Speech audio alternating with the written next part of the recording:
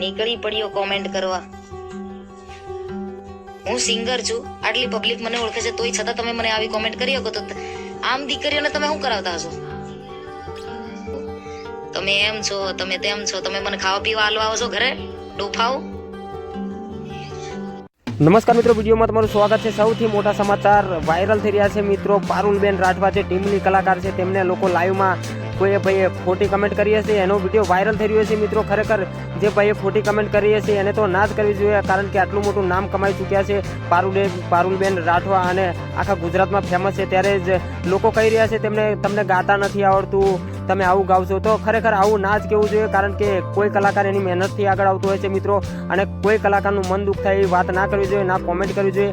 જો આપણને પોતે જ ના આવડતું હોય તો કોઈની પણ વાત જ ના કરવાની આવે.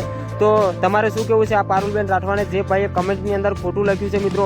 તો તમને આખો વિડીયો જોવો હોય તો મારા વિડીયોની અંદર ડિસ્ક્રિપ્શનમાં લિંક નાખી દીધી છે, એ જયદીપ રાઠવા બ્લોગની છે આખી.